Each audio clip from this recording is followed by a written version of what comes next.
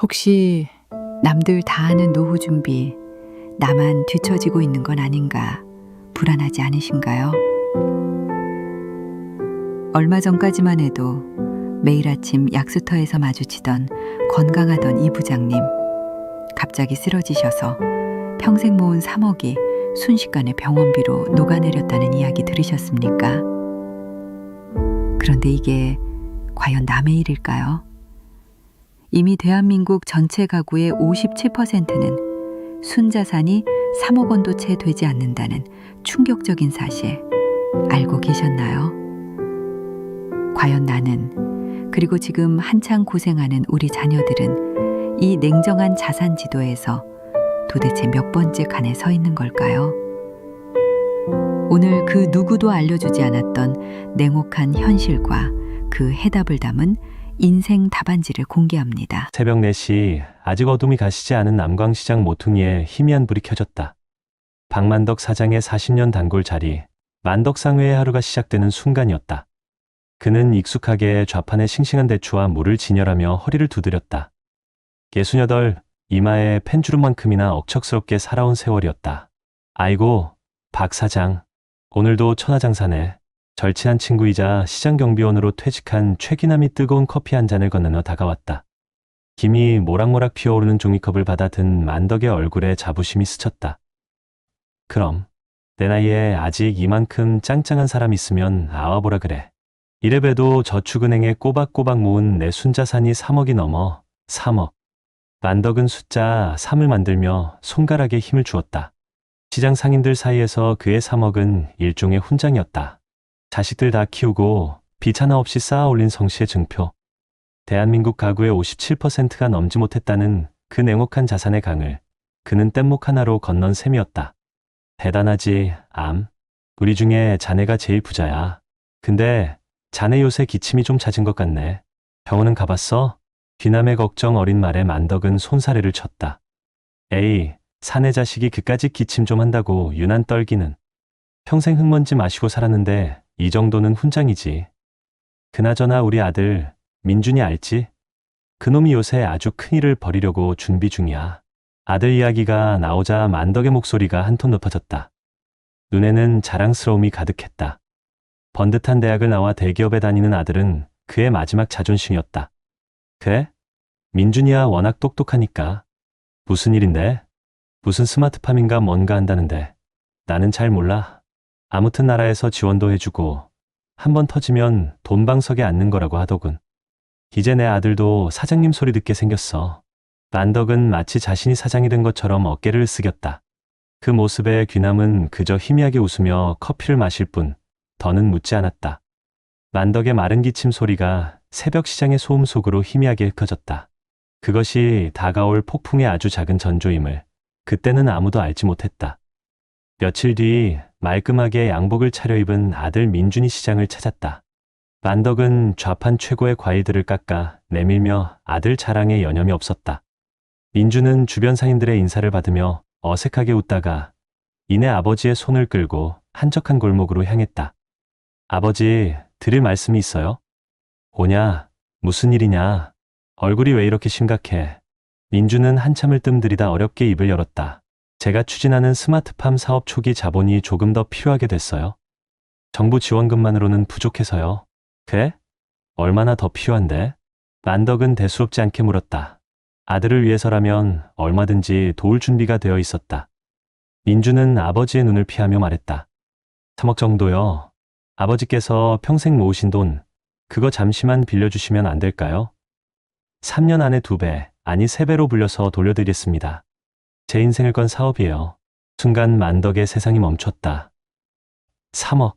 새벽잠을 설치고 한여름 땡볕과 한겨울 칼바람을 맞으며 달아빠진 고무장갑을 몇 번이나 닦고 끼며 모은 돈이었다. 아픈 아내의 병원비와 아들의 대학 등록금을 치르고 남은 그의 인생 전부가 담긴 숫자였다. 그것은 단순한 돈이 아니었다. 그의 시간이자 땀이자 피였다. 그게 내 사업에 전부 들어간다고? 네, 아버지, 절 믿으셔야 해요. 이건 그냥 장사가 아니에요. 대한민국 농업의 미래를 바꾸는 혁신입니다. 아버지가 평생 시장 바닥에서 고생하신 거 제가 다 보상해 드릴게요. 이젠 제발 좀 쉬세요. 아들의 눈은 간절함으로 빛나고 있었다. 평생 고생한 아버지를 쉬게 해드리고 싶다는 그 말에 만덕에 얼어붙었던 마음이 속절없이 녹아내렸다. 하지만 한편에서는 싸늘한 불안감이 고개를 들었다. 귀남의 걱정, 어린 얼굴이 떠올랐다. 내 노후는 어쩌고 마음속에서 누군가 소리치고 있었다. 그날 밤 만덕은 잠을 이루지 못했다. 통장을 꺼내 닳고 다른 표지를 몇 번이나 쓸어보았다. 아들의 성공과 자신의 노후 사이에서 그는 밤새도록 위태로운 줄타기를 했다. 다음 날 시장에서 만난 귀남에게 자초지종을 털어놓았다. 귀남은 담배를 깊게 빨아들인 후 긴 연기와 함께 한숨을 내쉬었다. 만덕아, 그 돈이 어떤 돈이냐? 내 뼈를 갈아 만든 돈 아니냐? 자식 이기는 부모 없다지만 이건 아니야. 노인들한테 3억은 버는 돈이 아니라 지키는 돈이야. 자식 사업 미천이 아니라 내 마지막 목숨줄이라고. 나도 알아. 아는데 민준이 그놈 눈빛을 보니까 차마 안 된다는 말이 안 나오더라. 평생 고생만 한 애비가 돼서 마지막 기회마저 꺾어버리는 것 같아서. 만덕의 목소리가 심하게 떨렸다. 귀남은 친구의 어깨를 툭 치며 말했다. 결정은 내가 하는 거지만 딱 하나만 기억해라. 부모 노후가 든든해야 자식도 마음 놓고 자기 인생 사는 거야. 부모가 쓰러지면 그 짐은 고스란히 자식한테 가는 법이다. 귀남의 말은 비수처럼 만덕의 가슴에 박혔다. 며칠 고민하던 그는 결국 아들에게 전화를 걸었다. 민준아, 안 되겠다. 이 돈은 못 주겠다. 이건 내 애미랑 약속한 내 마지막 보루다. 수화기 너머로 차가운 침묵이 흘렀다. 잠시 후 아들의 원망 섞인 목소리가 날아왔다. 아버지, 정말 실망입니다. 평생 그렇게 시장 바닥만 보고 사시니까 세상이 어떻게 변하는지 모르시는군요. 그 돈 쥐고 계시면 뭐가 달라져요? 전 아버지처럼 살고 싶지 않아요. 뚝! 전화가 끊겼다. 만덕은 한동안 멍하니 수화기를 들고 서 있었다. 가슴 한구석이 무너져 내리는 것 같았다. 아버지처럼 살고 싶지 않다. 그 한마디가 그의 40년 세월을 통째로 부정하는 듯 했다. 자존심이 상했고 서러웠다. 그날 이후 그는 며칠을 알아누웠다. 기침은 밤낮을 가리지 않고 그를 괴롭혔다. 결국 만덕은 아들에게 굴복했다. 그래, 내가 틀렸을 수도 있다. 자식의 미래를 막는 아비가 되어서는 안 된다. 그는 떨리는 손으로 아들에게 문자를 보냈다. 내일 은행에서 보자. 다음 날 만덕은 평생 입던 작업복 대신 낡은 양복을 꺼내 입었다. 은행으로 향하는 그의 발걸음은 천근만근 무거웠다. 창구 앞에 앉아 통장과 도장을 꺼내는 손이 사시나무처럼 떨렸다. 이게 정말 맞는 걸까?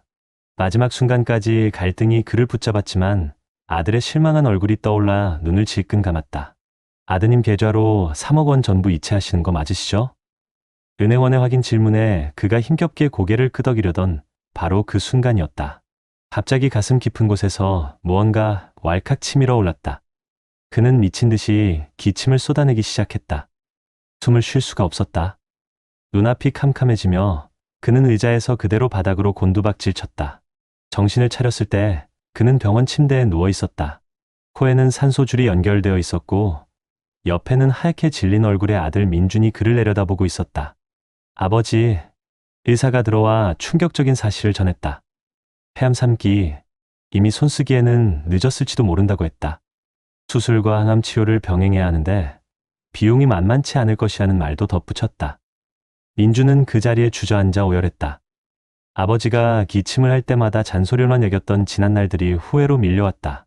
자신의 욕심 때문에 아버지의 마지막 보루마저 빼앗으려 했던 자신이 짐승처럼 느껴졌다. 만덕은 희미한 정신 속에서 아들을 바라보았다. 그는 말없이 손을 뻗어 아들의 손을 잡았다. 그리고 쉰 목소리로 평생 잊을 수 없는 한마디를 내뱉었다. 아들아, 이게 내가 너한테 줄 수 있는 마지막 답안지다. 그것은 원망이 아니었다. 어리석은 아들을 향한 한없는 연민이자 돈보다 소중한 것이 무엇인지 온몸으로 보여주는 아버지의 마지막 가르침이었다. 3억이라는 돈은 아들의 사업 자금이 아닌 아버지의 생명을 위한 마지막 동아줄이 되었다. 그 후 민주는 완전히 다른 사람이 되었다. 그는 사업 계획서를 찢어버리고 곧바로 건설 현장으로 달려갔다. 밤낮으로 아르바이트를 하며 아버지의 병원비를 보탰다. 매일같이 아버지의 대소변을 받아내고 몸을 닦아주며 곁을 지켰다. 만덕의 통장 잔고는 매일같이 무섭게 줄어들었다. 평생 모은 3억은 반년 만에 흔적도 없이 사라져갔다. 하지만 그의 곁에는 돈보다 더 든든한 아들이 있었다. 오늘 우리는 이 냉혹한 자산 지도 위에서 몇 번째 칸에 서 있습니까? 3억, 10억이라는 숫자가 정말 우리 노후의 정답이 될 수 있을까요? 박만덕 사장님의 이야기는 우리에게 묻고 있습니다. 당신이 평생 써 내려간 인생의 마지막 장에 당신은 어떤 답을 적어 넣으시겠습니까? 방향이 맞으면 언젠가는 도착합니다.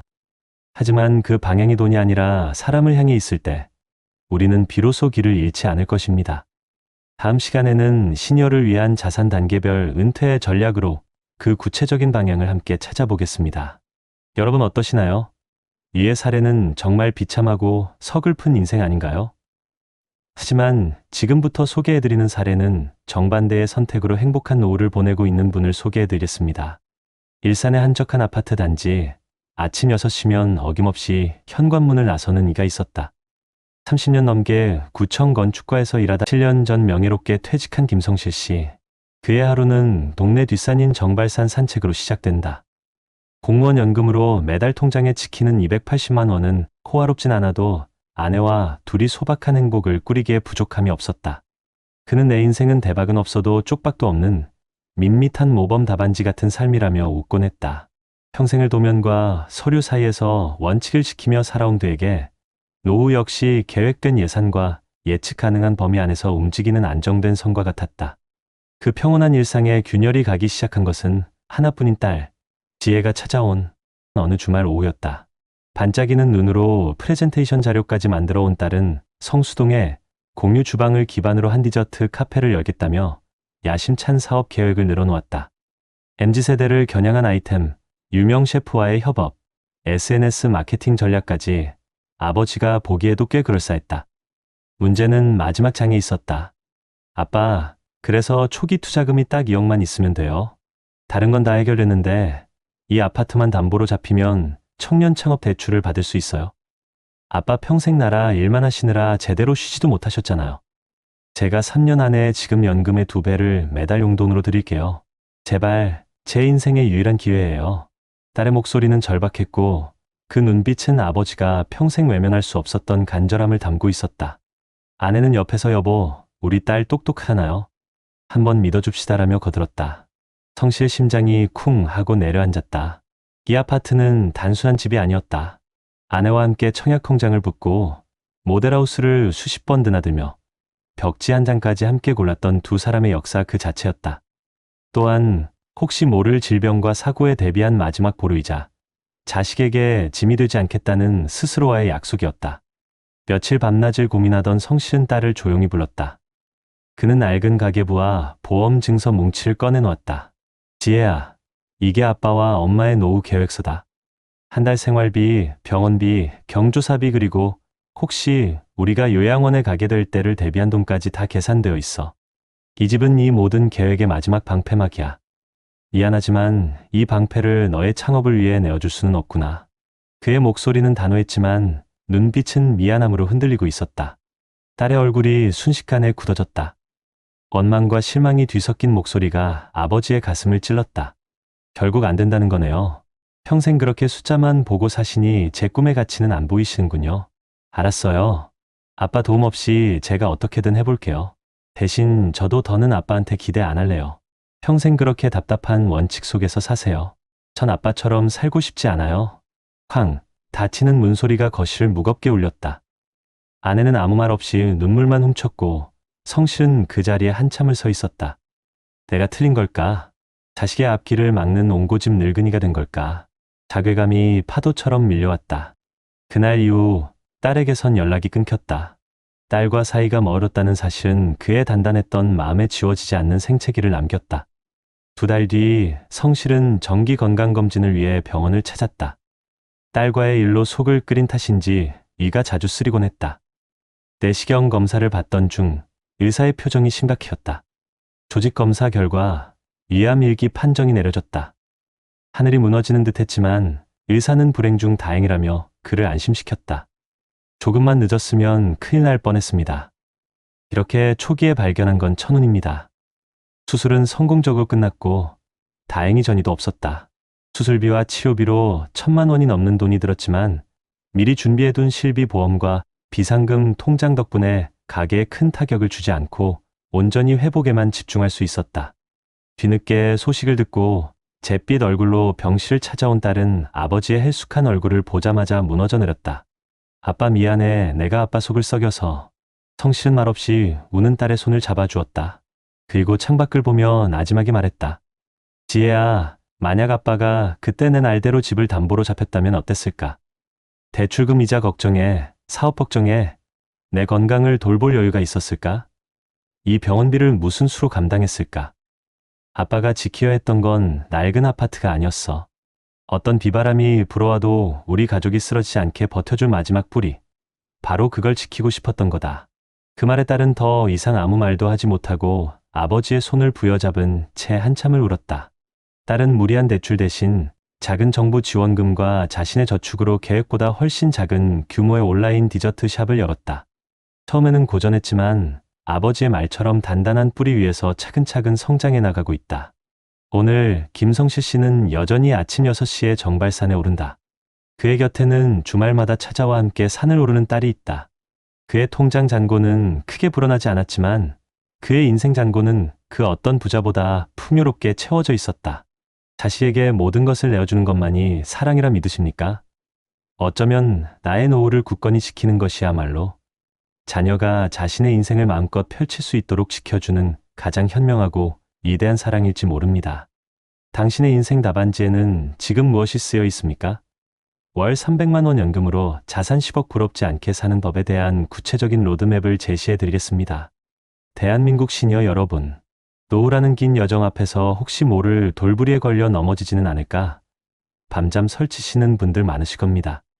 평생 땀 흘려 자식들 키우고 이제 좀 허리 펴나 싶었는데 막상 통장 잔고를 보면 마음이 무거워지는 게 우리네 현실 아니겠습니까? 더 무서운 건 그나마 평생을 바쳐 쌓아 올린 이 자산이 생각지도 못한 병원비라는 파도의 한순간에 휩쓸려갈 수 있다는 사실입니다. 이게 정말 드라마에나 나오는 남의 일일까요? 오늘 우리가 나눠야 할 이야기는 바로 이 냉혹한 현실에 대한 것입니다.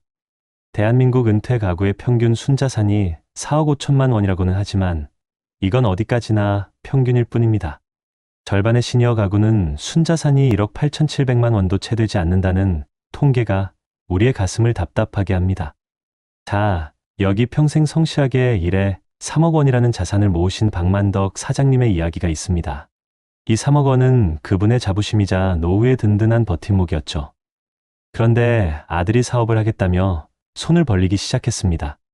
차마 외면할 수 없어 도와주다 보니 어느새 노후 자금에 금이 가기 시작했고 설상가상으로 폐암 3기 진단까지 받게 되셨습니다. 갑자기 닥쳐온 병마 앞에서 남은 돈은 이제 아들의 사업 자금이 아니라 본인의 생명을 지탱해야 할 마지막 보루가 되어버린 겁니다. 폐암 치료비가 1년에 평균 4,600만 원이 넘게 든다고 합니다. 물론 암 환자에게는 산정특례 제도라는 게 있어서 진료비 부담을 덜어주긴 하지만 비급여, 항목인 최신항암제나 간병비, 생활비까지 생각하면 밑 빠진 독에 물 붓기입니다. 이미 우리나라 65세 이상 노인 진료비가 한 해에 45조 원을 훌쩍 넘어 이제 50조 원을 바라보고 있다는 사실이 이 모든 상황을 증명하고 있습니다. 박만덕 사장님의 사례는 우리에게 두 가지 무서운 현실을 보여줍니다. 바로 자녀 리스크와 건강 리스크입니다. 그렇다면 이 위기 앞에서 우리는 어떻게 해야 할까요? 여기 또 다른 분, 김성실 씨의 사례가 있습니다. 김성실 씨에게도 사업 자금이 필요하다며 도움을 요청하는 딸이 있었습니다. 마음이 아팠지만 김성실 씨는 단호하게 거절했습니다. 서운해하는 딸을 보는 심정이야 오죽했겠습니까만 그는 자신의 노후 자산과 집을 굳건히 지켜냈습니다. 그리고 얼마 후 위암 1기 진단을 받게 됩니다. 하늘이 무너지는 것 같았지만 다행히 그는 미리 준비해 둔 실비보험과 비상금 덕분에 2,700만 원에 가까운 치료비를 해결하고 자식들에게 손 벌리지 않고 건강을 되찾을 수 있었습니다. 김성실 씨의 이야기는 우리에게 아주 중요한 사실을 알려줍니다. 노후 자산은 단순히 돈의 액수가 아니라 예측할 수 없는 인생의 위기로부터 나와 내 가족을 지키는 마지막 방패막이라는 것을요. 많은 전문가들이 입을 모아 이야기합니다. 은퇴 후에는 자산의 최소 30%에서 많게는 50%까지는 언제든 바로 꺼내 쓸 수 있는 현금으로 가지고 있어야 한다고요. 주식이나 부동산에 모든 돈이 묶여 있으면 박만덕 사장님처럼 급한 상황에 대처할 수가 없습니다. 그리고 또 하나, 바로 자녀 리스크를 관리해야 한다는 겁니다. 한 전문가는 부모의 경제적 독립이야말로 자녀에게 줄 수 있는 최고의 선물이라고 말했습니다. 자식이 눈에 밟혀 모든 걸 내어주는 것이 진정한 사랑이라고 생각하기 쉽지만 그 결과가 부모와 자식 모두의 불행으로 이어질 수 있음을 우리는 똑똑히 봐야 합니다. 물론 자녀를 도와줘야 할 때도 있겠죠. 그럴 때에는 반드시 언제까지 얼마를 어떤 용도로 지원할 것인지 명확히 하고 그 돈을 자녀에게 줌으로써 내가 포기해야 하는 기회비용은 없는지 냉정하게 따져봐야 합니다. 지금 당장 무엇부터 해야 할지 막막하시다면 가까운 국민연금공단 지사나 노후행복설계센터를 찾아가 보십시오. 나라에서 무료로 재무설계를 도와주는 좋은 제도들이 있습니다. 오늘 제가 드리고 싶은 말씀의 결론은 이것입니다. 우리의 노후 자산은 더 불리기 위해 애쓰는 버는 돈이 아니라 어떤 풍파에도 흔들리지 않도록 지켜내야 하는 지키는 돈입니다. 그리고 자녀에게 모든 것을 내어주는 것만이 사랑의 전부가 아니라는 사실을 기억해야 합니다. 내가 나의 노후를 굳건히 지키고 자식들에게 짐이 되지 않는 것. 그것이야말로 우리 자녀들이 걱정 없이 자신의 인생을 마음껏 펼치도록 도와주는 가장 현명하고 위대한 사랑입니다. 다음 시간에는 바로 이 김성실 씨의 사례를 바탕으로 월 300만 원 연금으로 자산 10억 부럽지 않게 사는 법에 대한 구체적인 방법을 하나하나 알려드리도록 하겠습니다. 오늘은 많은 분들이 궁금해하실 대한민국 노인 일자리 지원 정책에 대해 이야기해볼까 해요.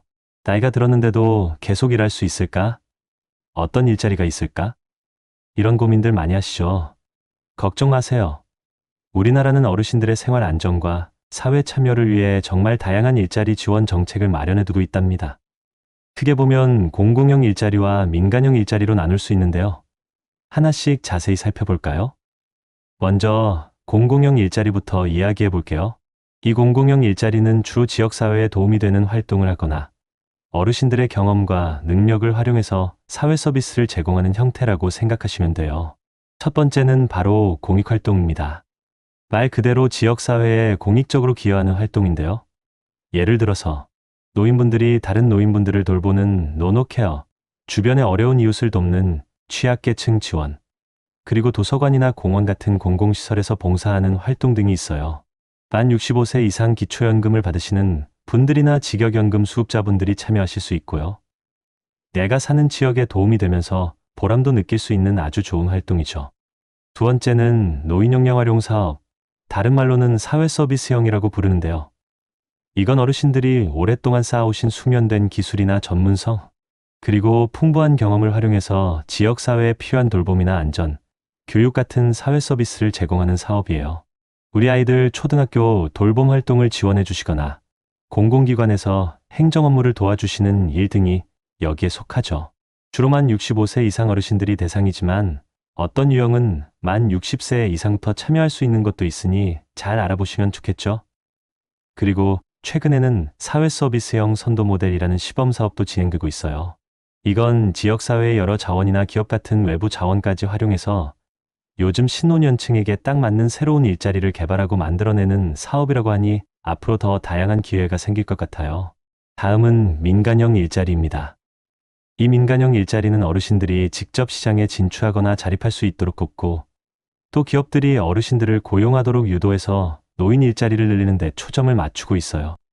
첫 번째는 공동체 사업단입니다. 이건 2분 이상의 어르신들이 함께 모여서 직접 사업을 운영하는 형태인데요. 예를 들어서 맛있는 음식을 만들어서 팔거나 직접 손으로 공산품을 만들어서 판매하기도 하고 예쁜 실버 카페 같은 매장을 운영하기도 해요. 농사 경험이 많으신 분들은 지역 영농 사업을 하시기도 하고 운송 관련 일을 하시는 분들도 있죠. 만 60세 이상 어르신들 중에서 사업 특성에 맞는 분들이라면 도전해볼 만한 아주 멋진 기회라고 생각해요. 두 번째는 취업 알선형입니다. 이건 특정한 교육을 받으셨거나 해당 업무 능력을 갖추신 만 60세 이상 어르신들을 필요로 하는 곳에 연결시켜드려서 임금을 받으면서 일할 수 있도록 돕는 일자리예요. 세 번째는 시니어 인턴십인데요. 이건 만 60세 이상 어르신들의 취업을 지원하기 위해서 기업의 인건비를 지원해줘서 기업이 어르신들을 새로 고용하거나 기존에 계시던 분들을 계속 고용하도록 유도하는 사업이랍니다. 기업 입장에서도 숙련된 경험을 가진 어르신들을 모실 수 있고 어르신들도 새로운 일터에서 역량을 발휘할 수 있으니 서로에게 좋은 제도겠죠? 마지막으로 고령자 친화 기업이라는 것도 있어요.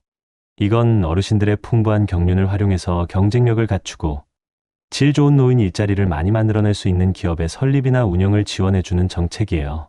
이런 기업들이 많아지면 어르신들이 일할 수 있는 곳도 더 늘어나겠죠? 보건복지부에서는 이렇게 다양한 노인 일자리 지원 사업을 통해서 어르신들의 사회 참여를 확대하고 안정적인 생활을 할 수 있도록 끊임없이 노력하고 있답니다. 특히 2026년부터는 어르신들에게 더 적합한 새로운 일자리 8가지 종류를 전국적으로 확대해서 시행할 계획이라고 하니 앞으로 우리 어르신들이 활기차게 일할 수 있는 기회가 더 많아질 거라고 기대해도 좋을 것 같아요. 오늘 이야기 나눈 내용들이 여러분의 노후 준비에 조금이나마 도움이 되었기를 바랍니다. 그럼 다음 시간에 또 유익한 정보로 찾아올게요. 건강하게 또 만나요. 시간의 강물은 굽이쳐 흘러 어느새 황혼의 뜰에 다다랐지만 그대 발자취마다 깊어진 지혜는 이제 다시 피어날 새로운 씨앗이네. 사랑하는 시청자 여러분, 오늘 저희는 노년의 삶에 활력을 불어넣을 수 있는 다양한 일자리 정책들을 함께 살펴보았습니다. 아마도 많은 분들이 내가 과연 나이가 들어서도 쓸모 있는 존재일까? 더 이상 사회에 기여할 수 없을지도 모른다는 막연한 불안감과 외로움에 때론 눈물을 훔치셨을지도 모릅니다. 축적된 세월의 무게만큼 깊어진 주름살은 고통과 상처가 아닌 삶의 모든 풍파를 이겨낸 당신의 숭고한 훈장임에도 불구하고 때때로 우리는 스스로의 가치를 잊고 살아가기도 합니다. 하지만 여러분, 오늘 우리가 이야기 나눈 수많은 정보 속에는 바로 그 해답이 숨겨져 있습니다. 한편에서는 나이가 많아서 할 수 있는 일이 없어서라는 생각에 갇혀 덩그러니 앉아 지난날의 추억만을 되뇌이며 고독한 시간을 보내는 이들이 있을지도 모릅니다. 세상의 변화 속에서 자신이 설 자리를 잃어버린 듯한 상실감에 무기력함에 잠겨버린 안타까운 모습입니다. 하지만 또 다른 한편에서는 오늘 저희가 소개해드린 노노케어를 통해 또 다른 어르신에게 따뜻한 손길을 내밀고 사회 서비스형 일자리로 손주 같은 아이들에게 귀한 경험과 지혜를 나누어주며 때론 공동체 사업단을 꾸려 오랜 꿈이었던 나만의 가게를 열어 새로운 도전을 이어가는 이들이 있습니다. 시니어 인턴십을 통해 젊은 세대와 어깨를 나란히 하며 새로운 기술을 배우고 고령자 친화 기업에서 자신의 경륜을 마음껏 펼치며 제2의 전성기를 맞이하는 분들도 계십니다. 그들의 얼굴에는 세월의 흔적만큼이나 깊어진 지혜와 함께 새로운 도전이 주는 설렘과 활기가 가득합니다. 사회와 연결되어 자신이 여전히 유의미한 존재임을 느끼는 그들의 삶은 매 순간 빛나는 보석처럼 찬란합니다. 이 두 상반된 모습 속에서 우리는 무엇을 보아야 할까요? 바로 선택의 차이입니다. 세월의 흐름은 누구에게나 공평하게 찾아오지만 그 시간을 어떻게 채워갈지는 온전히 우리 자신의 선택에 달려 있습니다. 나이 듦이 멈춤이 아니라 새로운 시작일 수 있음을, 우리의 지혜와 경험이 여전히 값진 자산임을 깨닫고 용기 내어 한 걸음 내딛는 순간 우리의 노년은 이전과는 전혀 다른 색깔의 행복으로 물들게 될 것입니다. 어르신들의 삶은 그 자체로 한편의 위대한 역사이자 살아있는 교과서입니다. 당신의 손길이 닿은 곳마다 따뜻함이 전해지고 당신의 목소리가 울리는 곳마다 지혜의 빛이 밝혀집니다.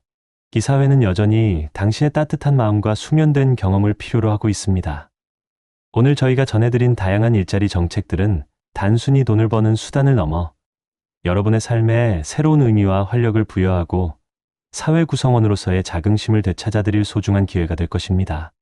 사랑하는 부모님, 그리고 존경하는 우리 시청자 여러분, 이제 더 이상 나는 늙었어라는 말로 스스로를 가두지 마십시오.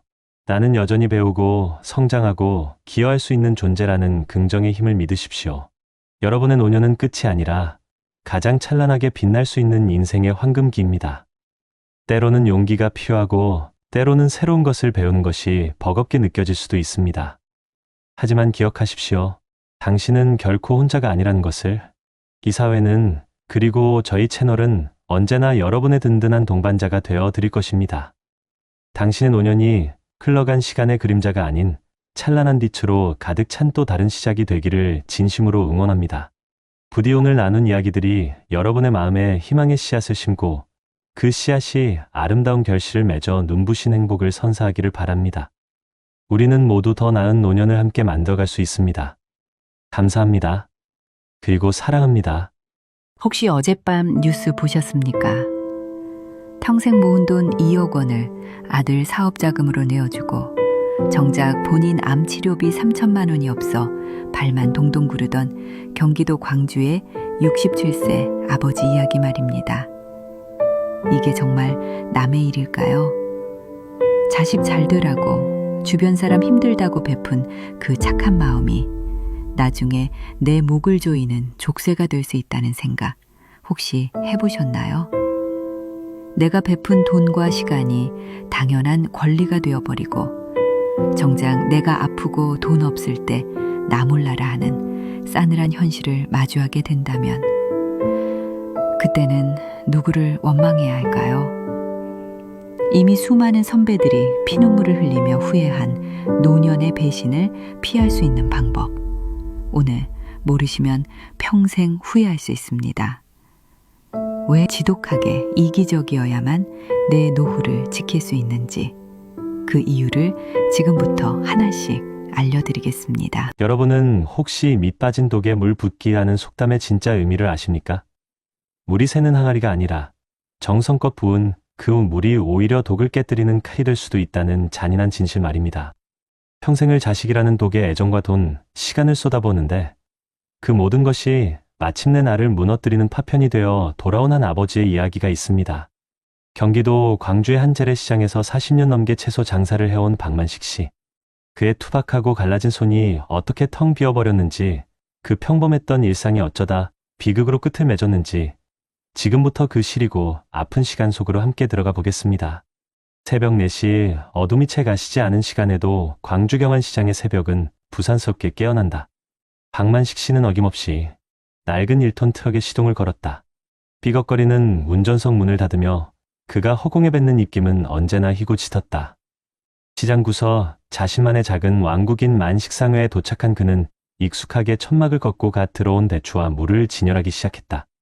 흙이 묻은 채소를 매만지는 그의 손은 나무 껍질처럼 거칠고 투박했지만 그 움직임만큼은 세상에서 가장 정성스러웠다. 이 손으로 아들 정은을 키웠고 이 손으로 번 돈을 몽땅 털어 아들 사업 자금을 대주었다. 아이고, 박 사장, 오늘 물건 좋네. 옆 가게 생선 장수 김영철 씨가 펄떡이는 생선 한 마리를 들어 보이며 아는 척을 했다. 만식 씨는 허리를 펴며 씩 웃었다. 김 사장도 일찍 나왔네. 자식들한테 손 안 벌리고 우리 힘으로 사는 게 어디야. 이만하면 됐지. 됐긴 뭐가 돼. 자네 아들은 이제 어엿한 IT 회사 대표님이라며? 띠까뻔쩍한 강남 사무실의 직원도 여럿이라며? 아들 덕 좀 보고 편히 살아야지. 언제까지 이 새벽바람 맞을 거야. 영철 씨의 부러움 섞인 타박에 만식 씨의 어깨가 으쓱 올라갔다. 아들 이야기가 나오면 그는 40년 묵은 허리 통증도 있는 듯 했다. 다 지가 잘나서 하는 거지 뭘. 그래도 저번에 명절이라고 내려와서 봉투 하나 찔러준대. 어찌나 두툼하던지. 마누라 없어도 아들 하나 잘 키우니 이만하면 성공한 인생 아니겠어? 그는 아들이 주고 간 낡은 스마트폰을 꺼내 배경화면을 물끄러미 들여다봤다. 말쑥한 양복을 입고 박정훈 대표라고 쓰인 명패 앞에 서 있는 아들의 모습. 그 사진 한 장이 만식 씨에게는 세상 그 어떤 부적보다 든든한 존재였다. 그는 몰랐다. 그 사진 속 아들의 미소가 사실은 수억 원의 빚더미 위에서 아슬아슬하게 지어낸 거짓 웃음이었다는 것을. 만식 씨는 그저 아들의 성공이 곧 자신의 성공이라 믿었다. 2년 전 아들이 번듯한 사업계획서를 들고 와 아버지, 마지막으로 한 번만 밀어주세요. 이번엔 정말 자신 있습니다라고 했을 때 그는 한치의 망설임도 없이 평생 모은 2억 원이 담긴 통장을 내밀었다. 아내와 사별하고 홀로 아들을 키우며 악착같이 모은 돈, 자신의 노후를 위한 마지막 고려였다. 하지만 아들의 반짝이는 눈을 보는 순간 자신의 노후 따위는 아무래도 좋았다. 그 돈이 아들의 미래를 위한 마중물이 될 수만 있다면 자신은 평생 이 시장 바닥에서 무배출 팔아도 행복할 것 같았다. 그날 이후로 가끔씩 오른쪽 아랫배가 쿡쿡 쑤셔왔지만 그는 대수롭지 않게 여겼다. 그저 나이 들어 생기는 흔한 통증이겠거니 파스 한 장 붙이고 넘기기 일쑤였다. 그 통증이 자신의 남은 삶을 통째로 집어삼키려는 암세포의 아우성이라는 사실을 까맣게 모른 채였다. 평화롭던 만식 씨의 일상에 균열이 가기 시작한 것은 늦가을에 스산한 바람이 불어오던 어느 날 오후였다. 한참 손님과 흥정을 하던 그가 갑자기 아랫배를 부여잡고 주저앉았다. 식은땀이 비 오듯 흘렀고 눈앞이 핑 돌았다. 정신을 차렸을 땐 병원 응급실 하얀 침대였다. 곁을 지키던 영철 씨의 얼굴에는 수심이 가득했다. 며칠간 이어진 검사 끝에 의사는 무표정한 얼굴로 진단 결과를 통보했다. 대장암 3기, 당장 수술과 항암 치료를 시작해야 한다고 했다. 수술비랑 치료비까지 하면 대략 3천만 원 정도 예상하셔야 합니다. 의사의 말이 만식 씨의 귓가에 폭탄처럼 퍼져내렸다. 3천만 원. 누군가에게는 자동차 할부금 정도일 그 돈이 지금 그에게는 사형 선고나 다름없었다. 평생 모은 2억 원은 이미 아들의 사업 자금으로 모두 들어간 후였다. 그의 수중에는 당장 한 달 장사 미천과 생활비를 제외하면 남는 돈이 거의 없었다. 머릿속이 하얗게 비어버린 그의 눈에 유일한 희망처럼 아들의 얼굴이 떠올랐다.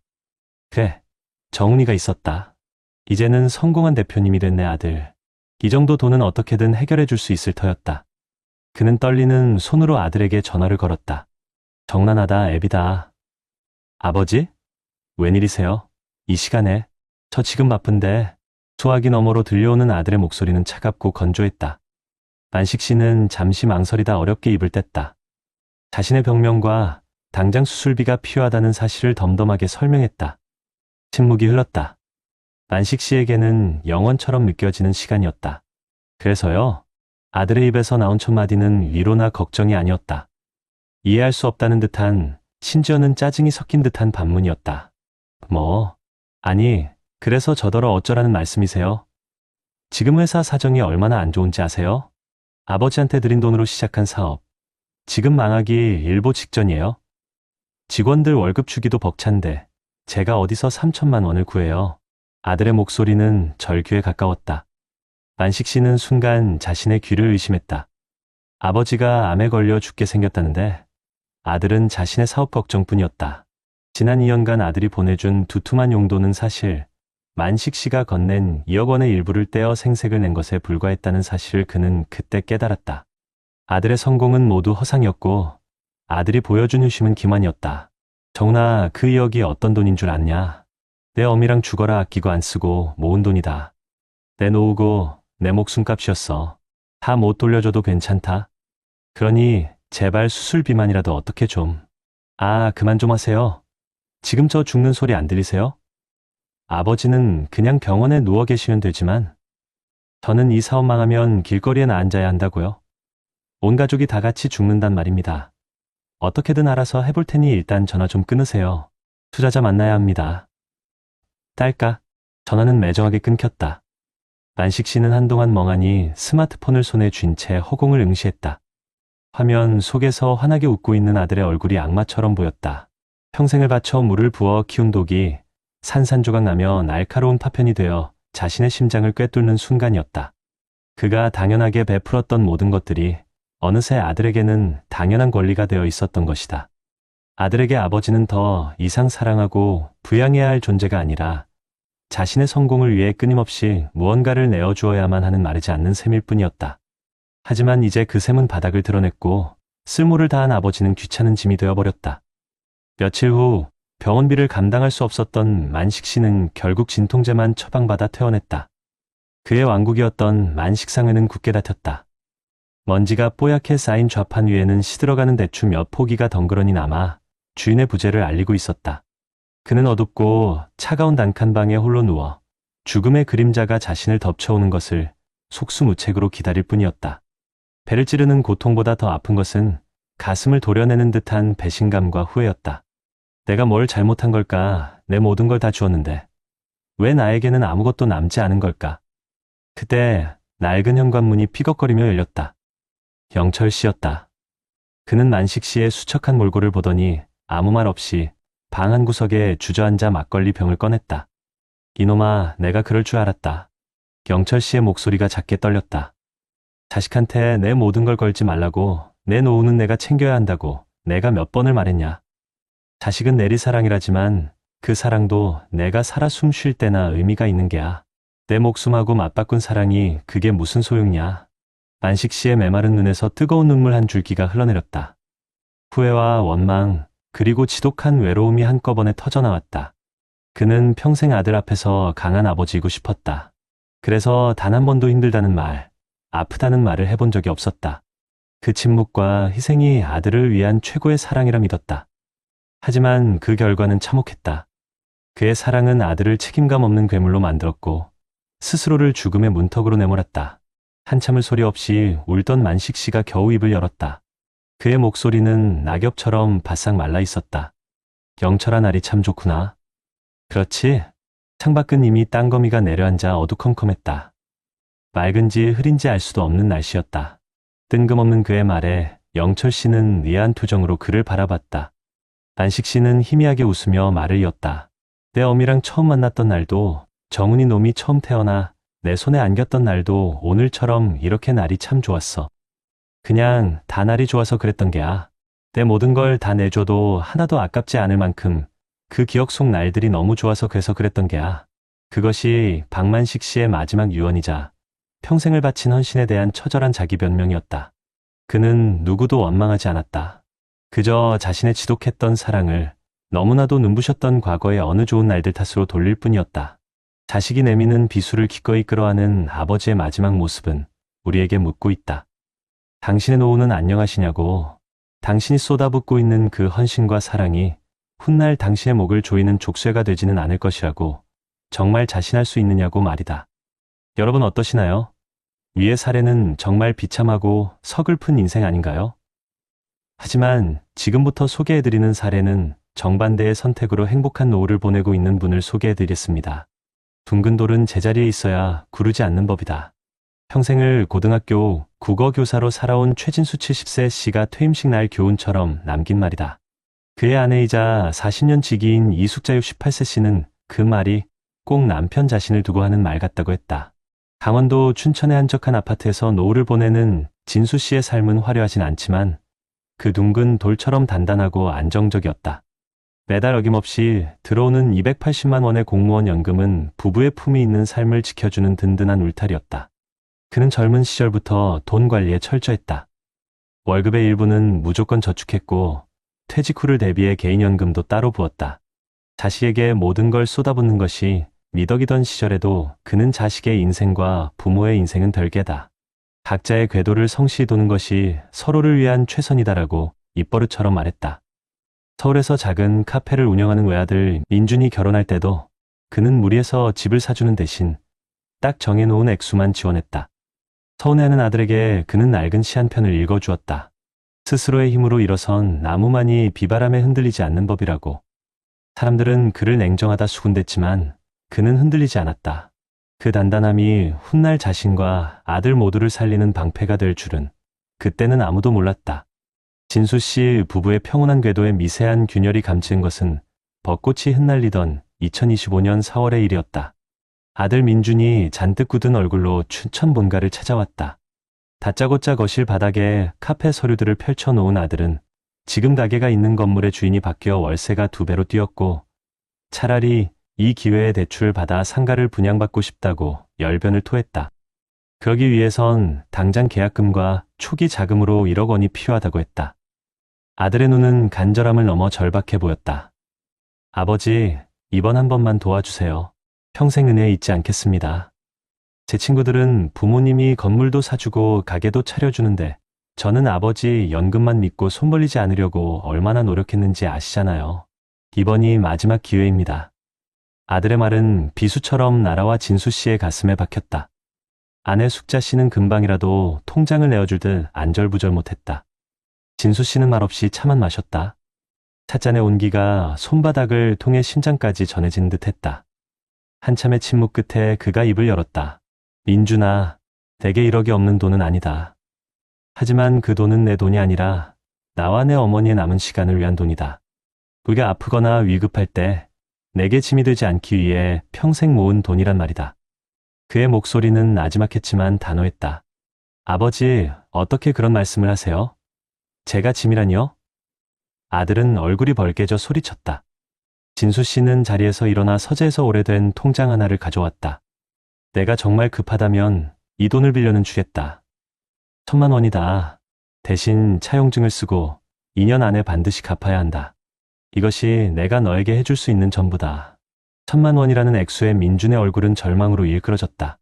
그는 아버지를 원망과 경멸이 뒤섞인 눈으로 노려보더니 서류를 거칠게 가방에 쓸어 담고는 현관문을 박차고 나가버렸다. 당신 정말 너무해요. 아들이 저렇게 힘들어하는데 오히려 죽을 때 그 돈 싸가지고 갈 것도 아니잖아요? 아내의 원망 섞인 울음소리가 거실을 채웠다.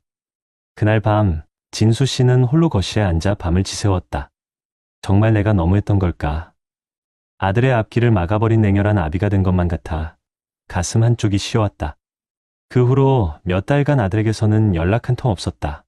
매몰차게 등을 돌린 아들 생각에 밤잠을 설치기 일쑤였지만 진수 씨는 자신의 원칙을 애써대내며 마음을 다잡았다. 그러던 가을 매년 받던 종합검진 결과지에서 전립선암 초기라는 글자를 마주했다. 하늘이 무너지는 듯했지만 그는 곧 평정심을 되찾았다. 다행히 초기에 발견했고 수술하면 예후가 좋다는 의사의 말에 그는 지체 없이 국내 최고라는 병원을 예약했다. 로봇 수술비와 입원비, 간병비까지 합쳐 2,000만 원이 넘는 비용이 나왔지만 그는 한치의 망설임도 없었다. 아들에게 손 벌릴 필요도 아내에게 걱정을 끼칠 필요도 없었다. 오롯이 자신의 힘으로 가장 최선의 치료를 선택할 수 있었다. 수술을 마치고 회복실에 누워있을 때 헬쑥해진 얼굴의 아들이 병실 문을 열고 들어왔다. 민주는 아버지의 침대맡에 서서 한참을 아무 말도 못하더니 이내 굵은 눈물을 뚝뚝 흘렸다. 아버지 죄송해요. 제가 정말 어리석었어요. 아들은 흐느끼며 그간의 사정을 털어놓았다. 아버지가 돈을 빌려주지 않자 그는 동업자의 말에 속아 사채에 손을 댔고 그 동업자는 얼마 못 가 돈을 들고 잠적해버렸다는 것이었다.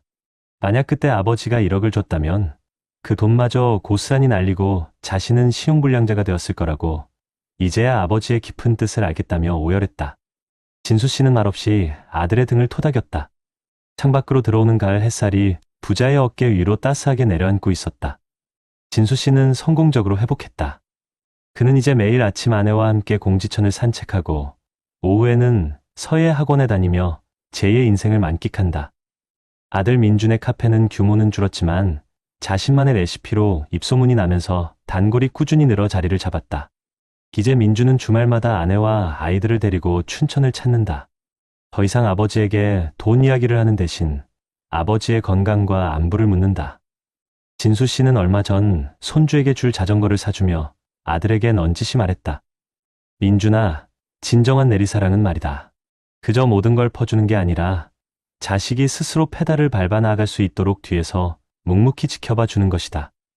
그러려면 부모가 먼저 튼튼한 두 다리로 굳건히 서 있어야 하지 않겠니? 아들은 아무 말 없이 고개를 끄덕였다. 아들의 그 끄덕임 속에서 진수 씨는 비로소 확신할 수 있었다. 자신의 이기적인 선택이 결국 모두를 위한 가장 이타적인 사랑이었음을. 자식을 위해 기꺼이 텅 비어버린 박만식 씨의 독과 자신과 가족을 위해 단단히 채워놓은 최진수 씨의 독. 여러분의 독은 지금 어떤 모습입니까? 그 안에는 무엇이 담겨 있으며 그 단단함은 누구를 위한 것입니까? 앞선 사례들을 잘 보셨나요? 이런 문제들과 관련해서 전문가들과 통계 자료를 소개해드리겠습니다. 요즘 부모님들 자녀와 같이 사는 걸 예전만큼 원하지 않으신다고 합니다. 통계를 보면요. 자녀랑 같이 사는 노인 가구는 10집에 한 집꼴로 줄었고 혼자 사시는 어르신은 3집에 한 집을 넘어섰습니다. 자녀와 함께 살고 싶다는 비율도 예전에 비해 반의 반 토막이 났어요. 이제는 서로 독립적인 생활을 더 편하게 생각하는 시대가 온 거죠. 그런데 참 이상한 일이 있습니다. 이렇게 부모 자식 간에 따로 사는 건 늘었는데 경제적으로는 오히려 자식들이 부모님께 기대는 현상이 더 심해졌다는 겁니다. 놀랍게도 50살이 안 된 성인 10명 중 6명 이상이 부모님께 돈을 받아본 경험이 있다고 해요. 특히 결혼한 자녀들이 부모님께 더 많은 도움을 받는다고 하니 이걸 어떻게 봐야 할까요?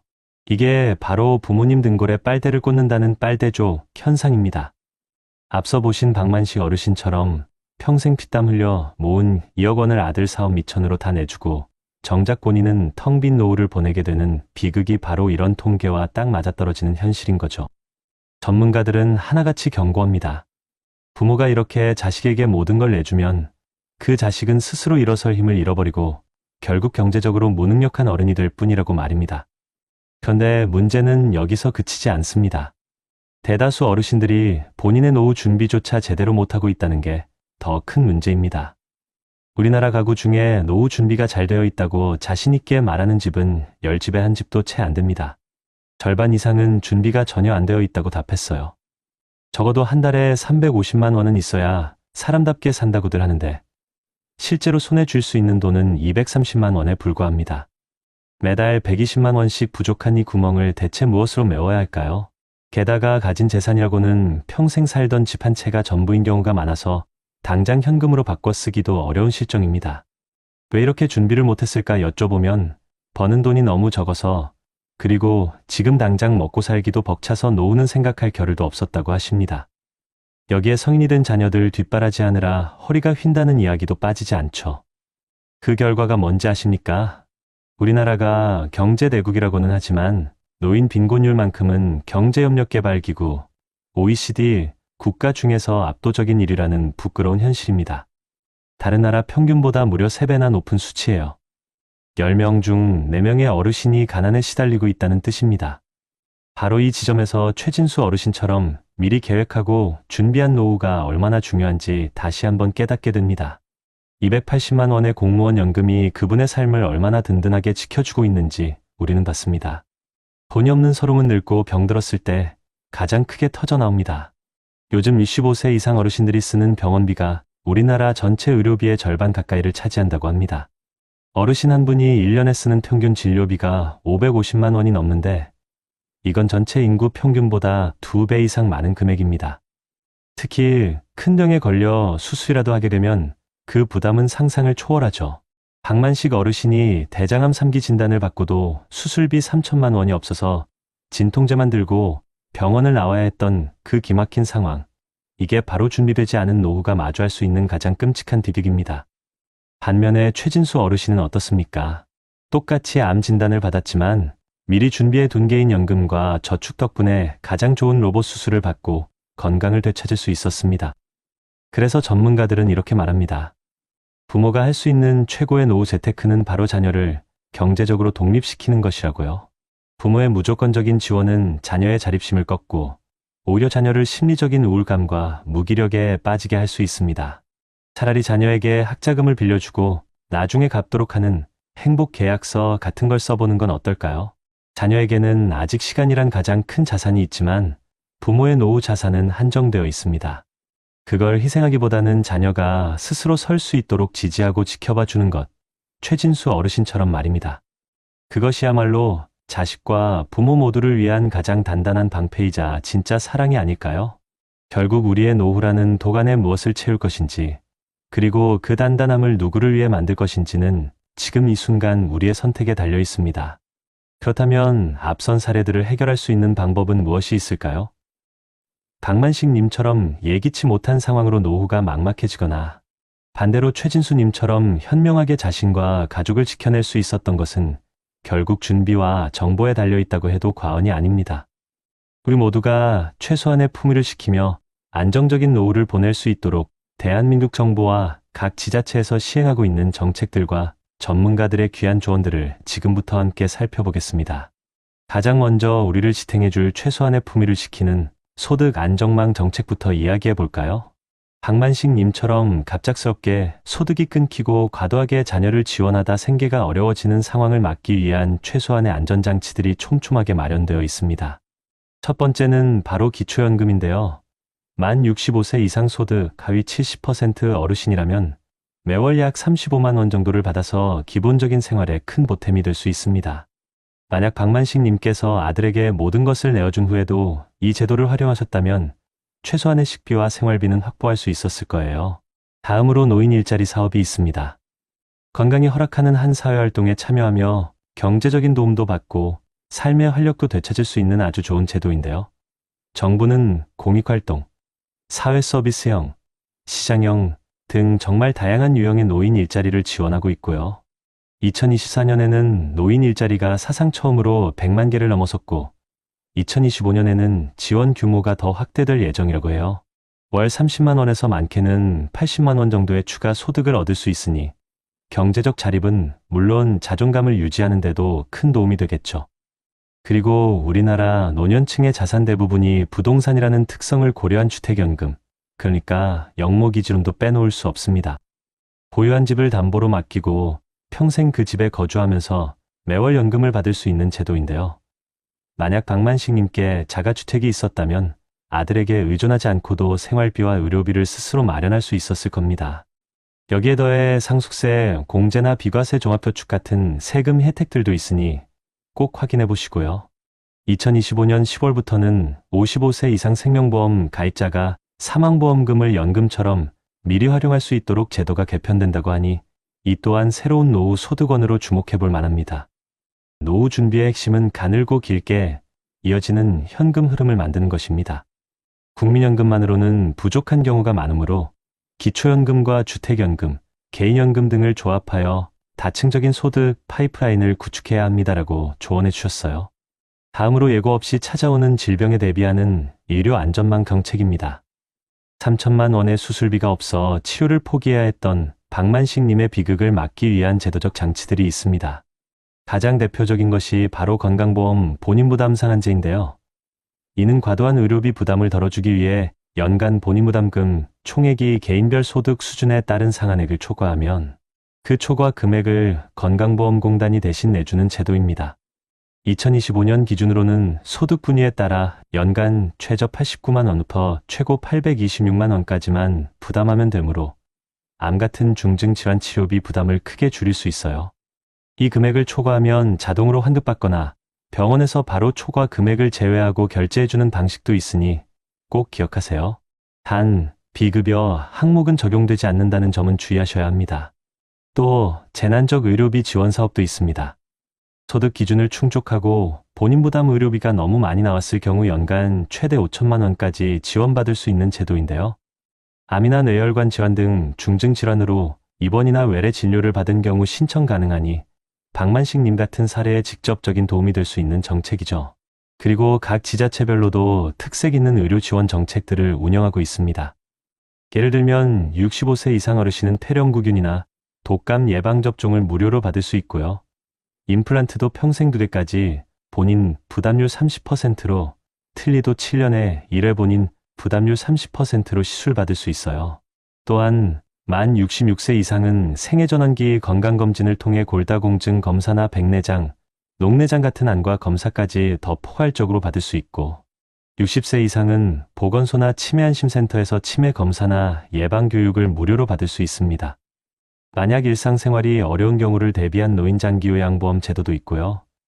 이는 65세 이상 어르신이나 노인성 질병을 가진 분들이 집에서 혹은 요양시설에서 돌봄 서비스를 받을 수 있도록 지원하며 본인부담금도 재가급여는 15%, 시설급여는 20%로 부담을 덜어줍니다. 거주 지역의 행정복지센터나 보건소에 문의해서 활용 가능한 혜택을 반드시 확인하는 지혜가 필요합니다. 많은 분들이 실손보험 하나만 믿고 노후 의료비를 안심하지만 나이가 들수록 보험료가 오르고 보장하지 않는 항목도 많습니다. 국가가 운영하는 건강보험 혜택과 지원 제도를 정확히 파악하고 활용하는 것이 가장 확실하고 기본적인 의료비 대비책입니다라고 강조하셨습니다. 마지막으로 건강한 거리 두기를 위한 부모-자녀 관계 재정립입니다. 최진순인의 사례는 자녀를 위한 진정한 사랑이 무엇인지 보여주죠. 무조건적인 희생이 아닌 자녀의 독립을 지지하고 부모 자신의 노후를 지키는 것이 진정한 사랑이라고 말입니다. 그런데 한국은 부모가 자녀의 결혼이나 주택 구입에 과도하게 지원하는 경향이 여전히 강해서 캥거루족이라는 말이 있을 정도예요. 부모와 자녀 모두가 행복하려면 서로의 경제적 독립을 존중하는 것이 중요합니다. 각 지역의 금융복지상담센터나 서민금융통합지원센터에서는 노년층을 대상으로 한 재무상담 및 금융교육을 제공하고 있습니다. 이곳에서 자녀 지원의 적정선, 증여와 차용의 차이, 건강한 재정 경계 설정 방법 등에 대한 전문적인 조언을 얻을 수 있습니다. 또한 일부 전문가와 시민단체에서는 자녀에게 목돈을 지원할 경우 무상증여가 아닌 차용증을 작성하는 문화를 확산시키고 있습니다. 이는 부모의 노후 자금을 보호할 뿐만 아니라 자녀에게는 돈의 가치와 책임감을 일깨워주어 진정한 경제적 자립을 돕는 효과가 있습니다. 최진수님이 아들에게 1,000만 원을 빌려주며 차용증을 요구한 것이 바로 이러한 현명한 예라고 할 수 있죠. 우리가 자녀의 경제 교육에 대한 자신감이 아시아 국가 중에서도 최하위권이라는 조사 결과가 있어요.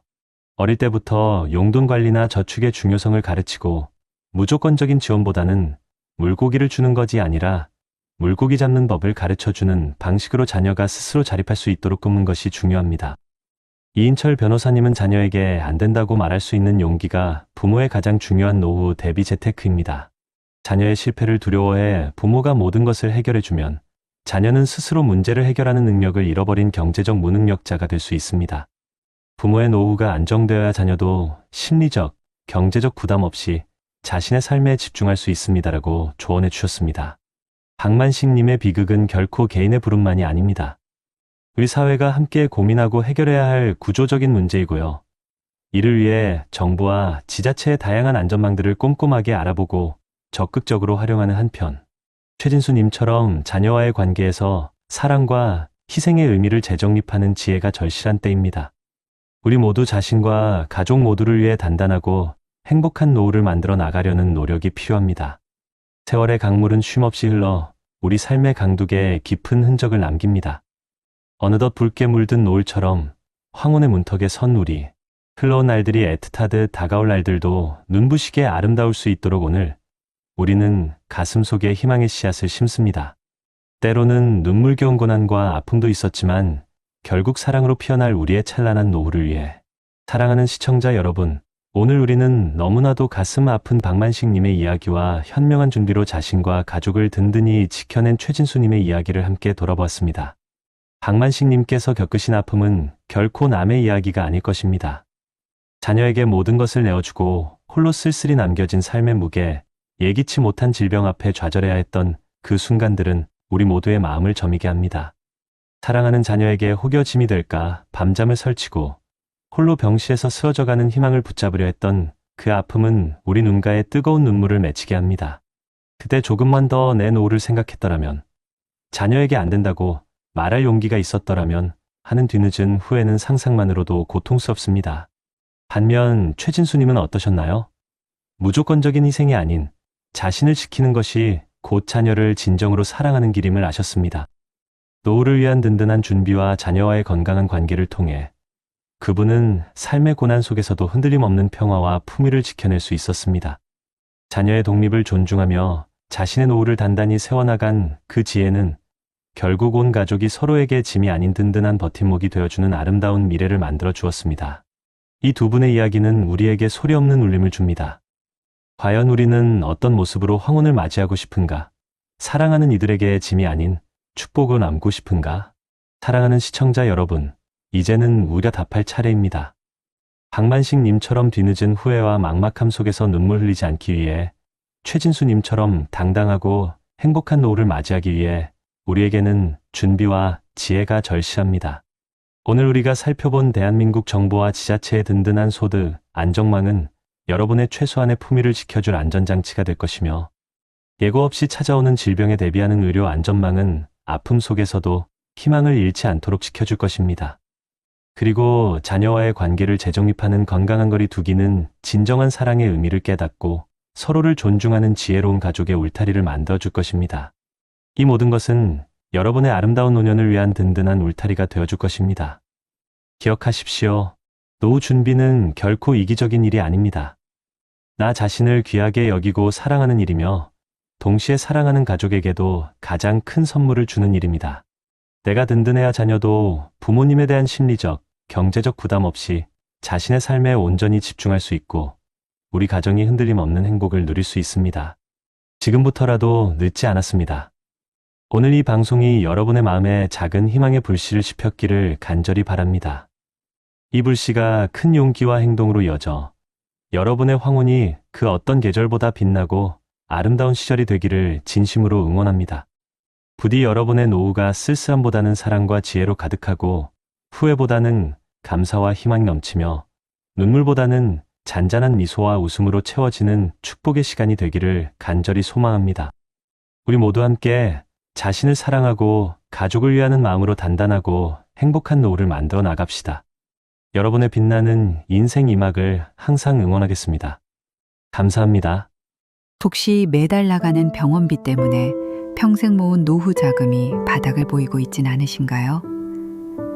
퇴직금으로 산 송도 신도시 상가는 절반이 텅 비어 매달 이자만 수백만 원씩 나가고, 믿었던 자식은 사업 자금을 보태달라며 마지막 남은 집까지 넘보고 있다면 정말 어떻게 하시겠습니까?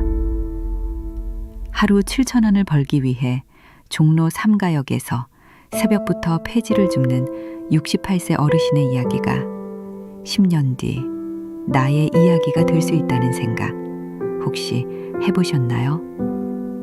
이 모든 비극을 막을 수 있는 단 하나의 지혜를 오늘 놓치시면 당신의 노후는 누구도 책임져 주지 않습니다. 이미 수많은 분들이 경험한 진짜 사는 이야기 속에서 돈과 사람 때문에 눈물 흘리지 않고 남은 인생을 지켜낼 수 있는 인생의 답안지를 지금 바로 확인해 보세요. 여러분은 혹시 어제 내가 오늘의 나를 배신할 수 있다는 생각을 해보신 적이 있으신가요? 평생을 성실하게 살아온 내 어깨를 바로 어제의 내가 무너뜨릴 수도 있다는 그 서늘한 가정을 말입니다. 67세 김용현은 동틀 무렵에 푸른 공기를 가르며 종로 3가역 한번 출구로 향했다. 그의 어깨를 짓누르는 것은 새벽의 냉기보다 무거운 삶의 무게였다. 손에 쥔 1,200원짜리 자판기 커피 한 잔. 이것이 오늘 그가 자신에게 허락한 유일한 사치였다. 공원 벤치에 앉아 희뿌연 입김을 뿜어내자 맞은편 무료 급식소 앞에 길게 늘어선 줄이 흐릿하게 보였다. 저 줄의 끝에 서는 것은 스스로에게 패배를 인정하는 것만 같아 용현은 차마 발길을 옮기지 못했다. 대신 그는 낡은 리어카의 손잡이를 꽉 쥐었다. 끼익 하고 바퀴가 비명을 질렀다. 이틀 꼬박 서울의 골목을 헤집어 모은 폐지가 리어카 위에서 위태롭게 흔들렸다. 고물상 주인이 저울을 보며 던진 한마디가 귓가에 맴돌았다. 12,000원. 요즘 값 많이 떨어졌어. 영감님. 하루 6,000원. 그의 하루는 그 정도의 가치였다. 같은 시각 경기도의 한 신도시 아파트. 김용현의 오랜 친구인 박한철은 막 잠에서 깬 아내 이민숙에게 시나 말했다. 여보, 어제 부동산 김 사장이랑 통화했는데 말이야. 별내 신도시 그 상가 우리가 잡아야 해. 코너 자리라 목도 좋고 2년만 고생하면 월세만으로도 우리 노는 걱정 없대. 마지막 기회야, 정말. 한철의 목소리엔 퇴직 후 처음으로 찾은 희망과 흥분이 가득했다. 하지만 요양보호사로 일하는 아내 민수의 표정은 어두웠다. 그녀는 남편의 말에 대답 대신 어제 요양원에서 돌보던 할머니가 넋두리처럼 뱉은 말을 떠올리고 있었다. 선생님, 내 통장에 마지막으로 찍혔던 그 3억이 지금은 내 아들 눈가에 주름이 됐고 내 가슴에 멍이 됐어. 사업 자금이라고 싹 가져가서는 이젠 전화도 잘 안 받아. 내가 평생 모은 게 고작 그런 거였나 봐. 민숙은 그 말을 삼키며 그저 된장찌개를 끓이기 위해 부엌으로 향했다. 끓어오르는 찌개의 구수한 냄새가 왠지 모르게 오늘따라 쓰게만 느껴졌다. 며칠 후 한철은 용현을 불러냈다. 허름한 국밥집에서 뜨끈한 국밥을 마주하고 앉았다. 용현아, 너도 이제 고생 그만하고 나랑 같이 뭐라도 해야지. 내가 말했던 상가 말이다. 너도 돈 좀 보태서 같이 해보는 건 어때? 내가 대출 이자는 어떻게든 해볼 테니.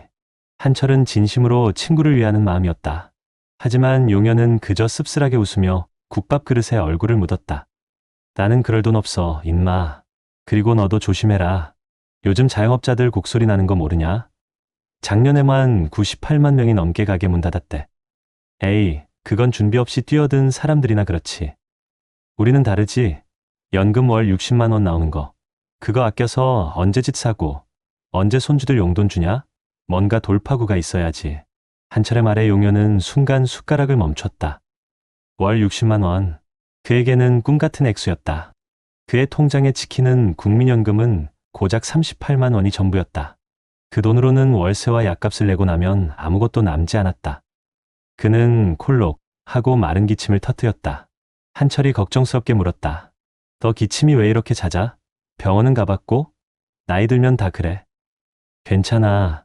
용현은 황급히 말을 돌렸다. 자존심 때문이 아니었다. 비참함을 들키고 싶지 않아서였다. 한때는 그 역시 번듯한 중소기업의 부장이었고 한철보다 먼저 집을 샀고 자식들을 남부럽지 않게 키웠다고 자부했었다. 그 모든 것이 한순간에 잘못된 선택으로 무너져 내리기 전까지는. 민숙은 요양원의 휴게실에서 동료들과 커피를 마시고 있었다. 한 동료가 손주 사진을 보여주며 푸념을 늘어놓았다. 아이고, 예쁘긴 한데 허리가 끊어지겠어. 아침 8시부터 저녁 6시까지 아주 풀타임이야. 딸내미는 맞벌이 한다고 맡겨놓고 주말에도 데려갈 생각을 안 하네. 민숙은 얼마 전 인터넷 뉴스에서 본 기사를 떠올렸다. 언니, 그거 알아? 하버드대에서 연구했다는데 하루 9시간 이상 손주 돌보는 할머니는 심장병 걸릴 확률이 55%나 높아진대. 우리 몸 축내면서까지 해줄 일은 아닌 것 같아. 알지, 아는데 그래도 어떡해. 내 새끼가 힘들다는데 밥값이라도 벌어다 주면 말을 안 해. 그때 창가에 앉아 조용히 듣고 있던 한 할머니가 나지막이 말했다. 자식한테 밥 사주고 손주 봐주는 게 그게 다 사랑인 줄 알았지. 근데 지나고 보니 아니었어. 그게 내 노후를 갉아먹는 독이었어. 진짜 사랑은 나를 먼저 지키고 그 남는 힘으로 멀리서 응원해 주는 거였어. 자식 인생에 너무 깊이 발 담그는 거 아니야. 그러다 같이 빠져 죽어. 할머니의 주름진 얼굴에 서린 깊은 후회에 민숙은 가슴이 철렁 내려앉았다. 지금 남편 한철이 하려는 일이 바로 그 같이 빠져 죽는 길은 아닐까. 결국 한철은 용연을 설득하기 위해 별내 신도시의 문제의 상가 건물로 그를 데리고 갔다. 봐라, 용연아. 바로 저기 코너 자리야. 3층 전체가 텅 비어 있긴 한데 곧 스타벅스 들어온다는 소문이 파다해. 하나만 들어오면 여긴 완전히 산하는 거야. 한철의 목소리는 여전히 희망에 차 있었지만 용연의 눈에는 다른 것들이 보였다. 건물 전체에 유령처럼 나붙은 임대문의 현수막들. 먼지가 뽀얗게 쌓인 유리창 너머로 보이는 텅 빈 공간. 바람이 휑하니 복도를 스쳐 지나가며 을씨년스러운 소리를 냈다. 공실률 40%라는 부동산 사장의 말을 한철은 기회라고 들었고 용연은 현실이라고 읽었다. 한철이 상가 1층의 한 음식점을 가리켰다. 저기 봐, 저 집은 장사 잘 되잖아. 우리도 할 수 있어. 하지만 용연은 음식점 사장의 지친 얼굴과 쉴 새 없이 울려대는 배달의 말림 소리를 보았다. 저 주문한 건에 10%가 넘는 수수료가 빠져나갈 것이다. 임대료, 인건비, 재료비, 그리고 눈덩이처럼 불어나는 대출이자. 저 사장의 어깨에 올려진 짐의 무게를 용연은 너무도 잘 알고 있었다. 왜냐하면 그 역시 한때 저런 꿈을 꾸었고 저런 절망을 맛보았기 때문이다. 한철아, 이건 아니야. 이건 지옥으로 들어가는 문이야. 용연의 낮은 목소리에 한철은 기분이 상했다. 넌 왜 자꾸 초를 쳐? 내가 알아서 해. 넌 그냥 내 인생이나 잘 살아. 화가 난 한철은 용연을 남겨두고 차를 몰아 떠나버렸다. 홀로 남겨진 용연은 텅 빈 상가 건물을 올려다보며 길게 한숨을 내쉬었다. 그의 그림자가 석양에 길게 늘어져 마치 폐허 위에 선 마지막 사람처럼 보였다. 그날 이후 용연은 한철의 전화를 받지 않았다. 며칠이 지나자 한철도 덜컥 겁이 났다. 자신이 너무 심한 말을 한 것 같아 후회됐다. 그는 수소문 끝에 용연이 살고 있다는 쪽방촌을 찾아갔다. 금방이라도 쓰러질 듯한 낡은 건물, 어둡고 축축한 복도를 지나 용연의 방문을 열었을 때 한철은 숨을 쉴 수가 없었다. 약봉지들이 어지럽게 널려 있고 방 안에서는 지독한 파스 냄새가 진동했다. 용연은 이불을 뒤집어 쓴 채 거친 숨을 몰아쉬고 있었다. 용연아, 너 왜 이러고 있어? 한철이 어깨를 흔들자 용연이 힘겹게 눈을 떴다. 그의 얼굴은 병색이 완연했다. 한철이냐, 여긴 어떻게 알고 왔어? 가라. 볼성사 나오니까. 무슨 소리야, 병원부터 가자. 대체 무슨 일이 있었던 거야? 임마. 한철이 용연을 부축하려 했을 때 용연은 그의 손을 뿌리쳤다. 그리고 그의 입에서 평생 잊을 수 없는 말이 터져나왔다. 내가 너처럼 될 뻔했어. 아니, 너보다 더했지. 용연은 기침을 참으며 떨리는 목소리로 자신의 과거를 털어놓았다. 10년 전 퇴직금을 모두 털어 아들이 하자는 신도시 상가에 투자했다. 아들은 아버지, 이게 마지막 효도할 기회라며 그를 설득했다. 하지만 상가는 분양이 되지 않았고 대출이자는 눈덩이처럼 풀어났다. 결국 집까지 팔아 이자를 막았지만 역부족이었다. 신용불량자가 되었고 아들은 죄책감에 그를 떠났다. 아내마저 화병으로 세상을 떠난 뒤 그는 홀로 남았다. 남은 것은 병든 몸과 약간의 연금, 그리고 찢어질 듯한 가난뿐이었다. 한철아, 내가 왜 내 전화를 피했는지 아냐? 내가 그 상가 계약했다는 소리 들을까봐. 내 친구마저 나처럼 이 지옥으로 들어오는 걸 볼 자신이 없어서. 용현의 눈에서 뜨거운 눈물이 흘러내렸다. 그것은 후회의 눈물이었고 친구를 향한 미안함의 눈물이었으며 무너져 내린 한 남자의 서러운 눈물이었다. 한철은 그 자리에 주저앉아 아무 말도 할 수 없었다. 친구의 고통이 친구가 겪어온 세월의 무게가 거대한 파도처럼 그를 덮쳤다. 그가 꿈이라 믿었던 것이 사실은 친구가 이미 겪어낸 악몽의 재방송이었다는 사실을 깨달았다. 친구가 온몸으로 막아서려 했던 그 지옥의 문 앞에 자신은 웃으며 서 있었던 것이다. 집으로 돌아온 한철은 넋이 나간 사람 같았다. 민숙이 걱정스럽게 다가와 그의 어깨를 감쌌다. 한철은 아내의 얼굴을 보자 참았던 울음이 터져나왔다. 그는 아이처럼 아내의 품에 안겨 용현의 이야기를 그리고 자신의 어리석음을 고백했다. 민숙은 말없이 남편의 등을 토닥였다. 그녀는 이미 모든 것을 알고 있다는 듯 그저 남편의 슬픔을 온몸으로 받아주고 있었다. 한참을 울던 한철이 고개를 들었다. 그는 서랍에서 별내 신도시 상가 계약서를 꺼내 들었다. 수많은 숫자와 약속들이 빼곡히 적힌 종이, 그의 노후를 책임져 줄 헌금알처럼 보였던 그 종이가 이제는 친구의 눈물과 고통으로 얼룩진 것처럼 보였다. 민숙이 조용히 남편의 손을 잡았다. 여보, 우리가 진짜 지켜야 할 게 뭘까요? 돈 몇 푼이에요? 아니면 남은 우리 인생이에요? 한철은 아내를 바라보았다.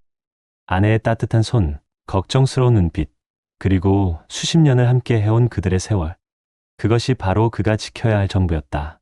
그는 계약서를 반으로 접었다. 그리고 또 한 번 접었다. 마침내 그는 내 조각이 된 종이를 힘껏 찢어버렸다.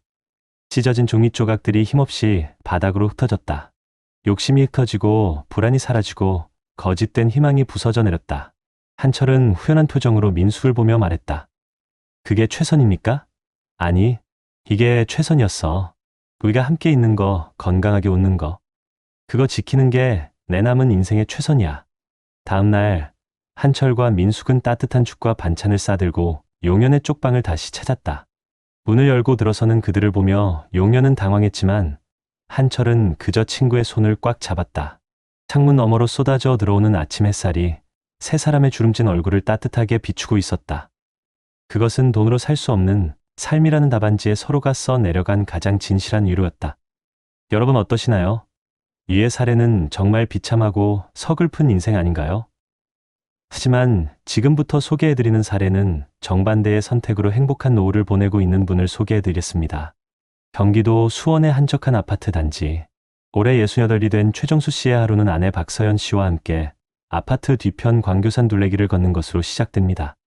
35년간 교직에 몸담았던 그는 아이들에게 역사를 가르쳤고 은퇴 후에는 자신의 삶이라는 역사책을 한 장 한 장 소중하게 넘기고 있습니다. 그의 손에는 값비싼 등산 스틱 대신 아내가 싸준 보온병이 들려 있습니다. 그 안에는 구수한 보리차가 담겨 있죠. 정수 씨는 정년퇴직 후 공무원 연금으로 매달 280만 원을 받습니다. 누군가에게는 부족해 보일지 모를 액수지만 그와 아내에겐 세상을 다 가진 듯 넉넉한 금액입니다. 자식들 모두 출가시키고 10수년 전 대출금을 모두 갚은 아파트 한 채.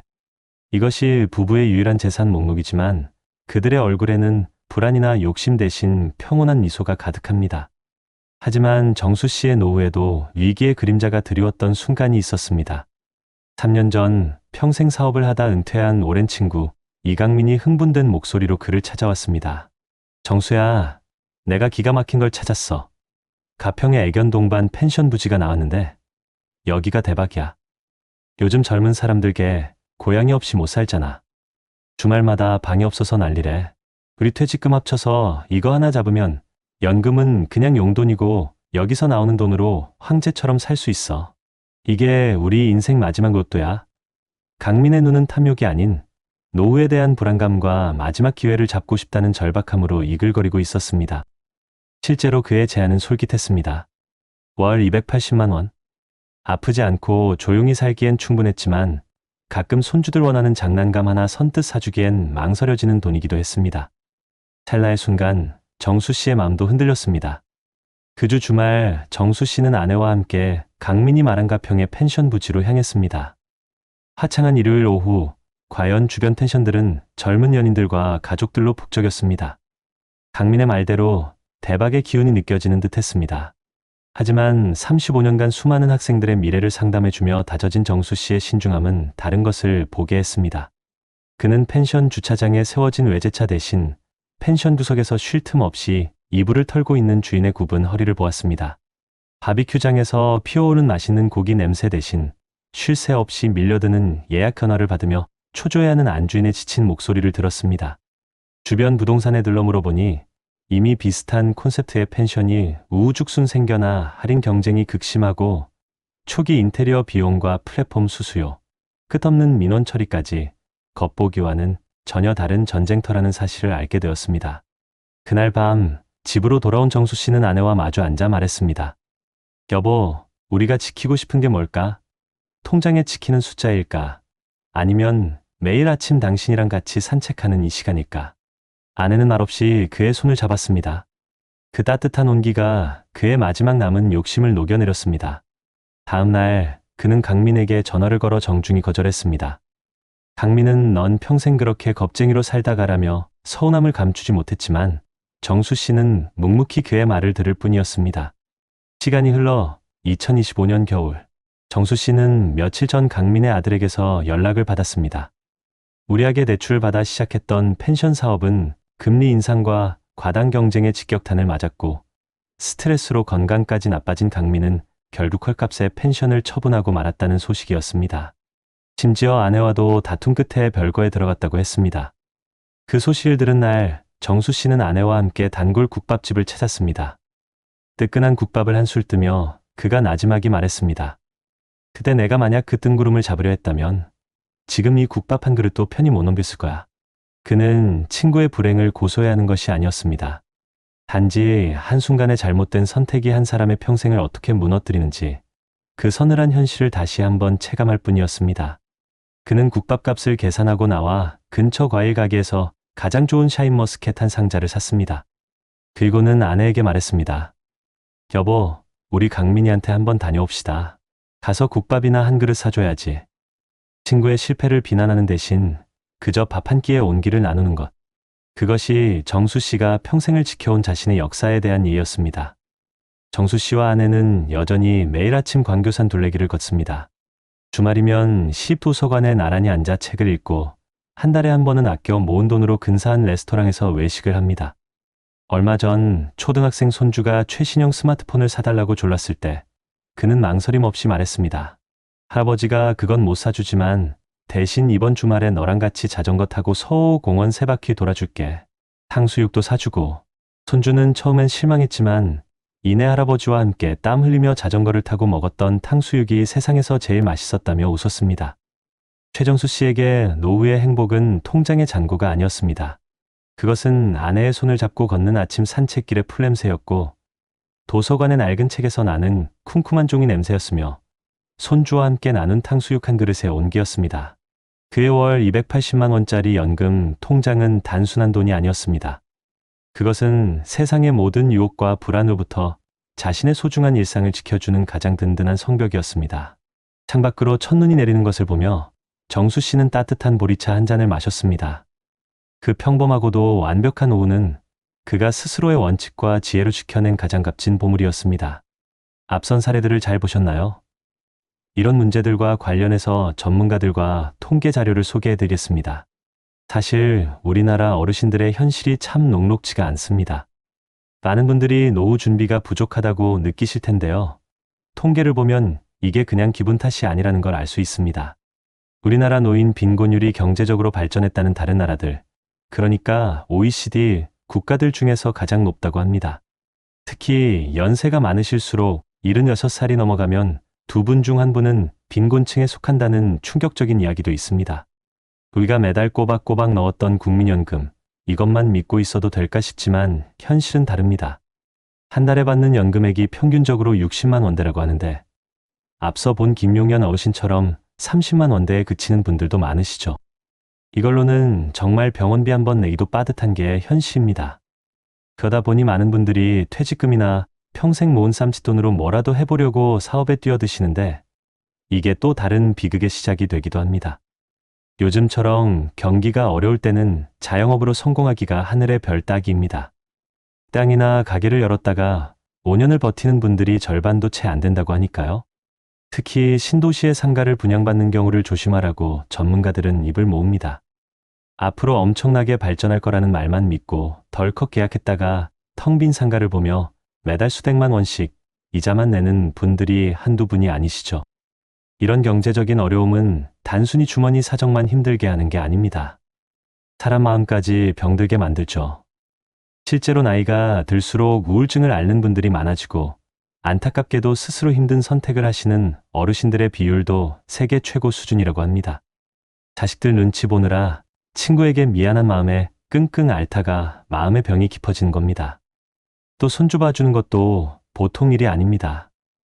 예쁘고 사랑스럽지만 하루 종일 아이를 돌보는 게 젊은 사람도 힘든데 우리 어르신들 허리며 무릎이 남아나지 않죠. 하지만 모든 분들의 노후가 이렇게 어둡기만 한 것은 아닙니다. 앞서 보신 최정수 선생님 부부처럼 평온하고 행복한 노후를 보내시는 분들도 분명히 계십니다. 이분들의 가장 큰 무기는 바로 안정적인 연금과 빚 없는 집 한 채였습니다. 매달 꼬박꼬박 들어오는 돈이 있으니 마음의 여유가 생기는 거죠. 더 중요한 것은 최정수 선생님의 현명한 선택이었습니다. 친구가 애견 펜션에 투자하면 대박이 난다고 했을 때 귀가 솔깃할 수도 있었을 텐데 선생님은 그 펜션 주인의 지친 얼굴과 굽은 허리를 먼저 보셨습니다. 겉으로 보이는 화려함이 아니라 그 이면의 고단함을 꿰뚫어 본 지혜가 결국 수억 원의 돈을 지켜낸 셈입니다. 결국 행복한 노후는 통장에 찍힌 돈의 액수만으로 결정되는 게 아니라는 걸 알 수 있습니다. 많은 분들이 행복한 노년을 위해 가장 중요한 것으로 바로 건강을 꼽았습니다.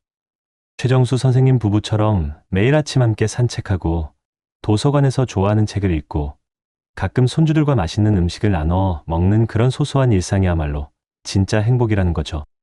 풀냄새, 책에서 나는 종이 냄새, 아이들의 웃음소리 같은 것들이 돈보다 더 큰 기쁨을 준다는 걸 우리는 이미 알고 있지 않습니까? 결국 노후는 누가 대신 살아주는 것이 아닙니다. 위험한 유혹에 흔들리지 않는 지혜, 그리고 소박한 일상에서 행복을 찾는 마음가짐, 이 두 가지가 가장 중요합니다. 자식이나 손주를 위해 내 모든 것을 희생하기보다는 나 자신의 건강과 행복을 먼저 챙기는 것이 결국 가족 모두를 위한 길일 수 있습니다. 어제 내가 오늘의 나를 배신하지 않도록 우리 모두의 노후를 위한 현명한 선택이 정말 필요한 때입니다. 그렇다면 앞선 사례들을 해결할 수 있는 방법은 무엇이 있을까요? 영상에서 보신 김용현 씨와 최정수 씨, 두 분의 이야기는 결코 소설 속 이야기가 아닙니다. 오늘날 대한민국 노년의 현실을 너무나도 극명하게 보여주는 거울이죠. 어제의 선택이 오늘의 행복을 결정한다는 서늘한 진실 앞에서 우리는 과연 무엇을 준비하고 또 어떤 지혜를 모아야 할까요? 지금부터 김용현 씨의 절망과 최정수 씨의 평온, 그 갈림길에서 우리를 지켜줄 수 있는 현실적인 정책과 전문가들의 귀한 조언들을 차근차근 소개해 드리겠습니다. 첫 번째는 바로 불안정한 소득의 늪을 건너는 법입니다. 김용현 씨가 폐지를 주어 손에 쥔 돈은 하루 6,000원, 여기에 월 국민연금은 38만 원에 불과했습니다. 이건 단순히 생활이 어렵다는 차원을 넘어 생존 자체를 위협하는 명백한 노인 빈곤 문제입니다. 대한민국 정부는 이러한 안타까운 상황을 해결하기 위해 두 가지 핵심적인 정책을 운영하고 있습니다. 바로 기초연금 제도와 노인 일자리 및 사회활동 지원 사업입니다. 2025년 기준으로 기초연금은 소득 하위 70%에 해당하는 만 65세 이상 어르신들에게 매달 최대 35만 5천 원을 지급하도록 예상되고 있습니다. 김용현 씨처럼 국민연금 수령액이 최저 생계비에도 미치지 못하는 경우 이 기초연금은 정말 생명줄과도 같은 최소한의 사회 안전망 역할을 톡톡히 해내고 있습니다. 기초연금은 각 주민센터를 방문해서 신청할 수 있고요. 소득과 재산 수준에 따라서 지급액이 결정되니 꼭 확인해 보시는 게 중요합니다. 그리고 또 하나, 노인 일자리 및 사회활동 지원 사업도 있습니다. 폐지를 줍는 것처럼 불안정하고 위험한 일 대신 어르신들의 경험과 건강에 딱 맞는 사회 참여 기회를 제공하는 거죠. 예를 들어 등하굣길 안전지킴이 같은 공익활동형도 있고 취약노인 말벗 도우미나 보육시설 보조 같은 사회 서비스형도 있습니다. 이런 활동에 월 30시간 이상 참여하시면 활동비를 받을 수 있어서 소득에도 실질적인 도움이 됩니다. 단순히 용돈을 버는 것을 넘어 사회적 관계를 유지하고 삶의 활력을 되찾는 중요한 기회가 된다는 점에서 이 사업의 의미는 정말 크다고 할 수 있습니다. 전문가들은 단순히 돈을 지급하는 것을 넘어서 노년기 소득 공백을 메울 수 있는 지속 가능한 양질의 일자리를 만드는 것이 매우 중요하다고 강조합니다. 특히 기업이 어르신들을 계속 고용하고 또 더 많이 고용할 수 있도록 인센티브를 주는 고령자, 계속 고용장려금 같은 제도를 더욱 활성화해서 어르신들의 귀한 경력과 지혜가 헛되이 사라지지 않고 사회에 계속 기여할 수 있는 선순환 구조를 만들어야 한다는 의견입니다. 두 번째는 바로 대박의 유혹에서 소중한 자산을 지키는 법입니다. 박한철 씨가 마지막 기회라 믿었던 신도시 상가 투자는 김용현 씨의 과거를 파멸로 이끌었던 악몽의 재현이 될 뻔했습니다. 노년층의 불안한 심리를 교묘하게 파고드는 위험한 투자 유혹을 막기 위해 정부와 각 지자체는 다양한 지원을 아끼지 않고 있습니다. 금융감독원에는 금융교육센터가 운영되고 있는데 은퇴자를 포함한 모든 국민을 대상으로 무료 금융교육을 제공하고 있습니다. 특히 노년층을 위한 맞춤형 교육을 통해 복잡한 금융상품의 위험성을 제대로 구별하고 보이스피싱이나 부동산 사기를 미리 예방하는 방법을 상세히 알려줍니다. 온라인과 오프라인 교육이 모두 잘 마련되어 있으니 필요하시면 꼭 활용해 보시길 바랍니다. 그리고 많은 지자체에서는 찾아가는 금융사기 예방 교육도 활발하게 진행하고 있습니다. 어르신들이 자주 찾으시는 복지관이나 경로당 등으로 직접 찾아가서 실제 금융사기 사례들을 들려주고 어떻게 대처해야 하는지 교육합니다. 세상에 공짜는 없다는 아주 당연한 사실을 실제 사례를 통해 생생하게 전달함으로써 경각심을 높이는데 아주 효과적이라고 합니다. 전문가들은 은퇴 후 큰돈을 투자할 때는 반드시 3번 생각하고 1번 결정하라는 원칙을 꼭 지켜야 한다고 강조합니다. 첫째, 자녀나 가까운 지인의 말만 무턱대고 믿기보다는 공인된 금융기관이나 부동산 전문가의 전문적인 상담을 꼭 받아야 합니다. 둘째, 월세 보장, 대박 수익 같은 달콤한 말에 현혹되지 마시고 최정수 씨 부부처럼 직접 현장을 방문해서 공실률은 어떤지, 유동인구는 많은지 꼼꼼하게 확인할 것을 권합니다. 셋째, 퇴직금 전부를 한 곳에 거는 몰빵 투자나 감당하기 어려운 과도한 대출은 절대 금물이라는 사실을 명심해야 합니다. 노년기 투자의 제1원칙은 자산을 지키는 것이지 무작정 굴리는 것이 아님을 잊지 말아야 합니다. 마지막 3번째는 바로 몸과 마음의 병을 미리 막는 법입니다. 김용현 씨의 잦은 기침과 친구에게 미안해하는 마음에서 비롯된 고통, 그리고 손주 돌봄으로 인한 허리 통증은 노년기에 정말 흔히 겪을 수 있는 신체적, 정신적인 문제입니다. 우리 국가는 이러한 문제에 미리 대비하고 어르신들을 지켜드리기 위해 다양한 안전장치들을 마련해두고 있습니다. 대표적으로 노인장기요양보험이 있습니다. 이 제도는 고령이나 치매, 중풍 같은 노인성 질병으로 혼자서 생활하기 어려운 어르신들에게 요양보호사를 파견해서 신체활동이나 가사활동을 지원해주거나 쥐약안보호센터 같은 시설 서비스를 제공하는 사회보험 제도입니다. 이는 자식에게 짐이 되기 싫다는 어르신들의 마음의 부담을 덜어드리고 가족의 돌봄 부담을 사회가 함께 나누는 정말 중요한 역할을 합니다. 다음으로 노인 맞춤 돌봄 서비스도 있습니다. 홀로 사시는 어르신이나 돌봄이 필요한 분들을 위해 생활지원사가 정기적으로 가정을 방문해서 안부를 확인하고 병원에 동행하거나 공과금 납부를 돕는 등 일상생활의 어려움을 해결해 줍니다. 이는 어르신들의 사회적 고립을 막고 우울증을 예방하는 효과적인 마음 돌봄 정책이기도 합니다. 또한 치매안심센터는 전국 보건소에 설치되어 있는데요. 치매 조기 검진, 상담, 그리고 치료비 지원은 물론이고 치매 환자 가족분들을 위한 교육과 자조 모임 운영을 통해 정신적, 경제적 부담을 덜어드리는 데 큰 도움을 주고 있습니다. 전문가들은 노년기 행복의 가장 큰 변수는 다름 아닌 건강이라고 말합니다. 특히 하버드대 연구 결과에서도 나왔듯이 과도한 손주 돌봄은 황혼 육아 우울증과 함께 신체적 질병을 유발할 수 있습니다. 자녀에게는 내가 할 수 있는 것과 할 수 없는 것의 경계를 명확하게 정해서 이야기하고 희생이 아닌 건강한 도움의 관계를 잘 정립해야 합니다. 그리고 최정수 씨 부부처럼 매일 꾸준히 걷는 것과 같은 저비용 고효율의 건강 습관을 꾸준히 만들고 지역의 노인복지관이나 보건소에서 제공하는 다양한 건강 증진 프로그램에 적극적으로 참여하는 것이 나의 건강을 지키는데 정말 중요하다고 강조합니다. 결국 최정수 씨의 행복은 특별한 곳에 있지 않았습니다.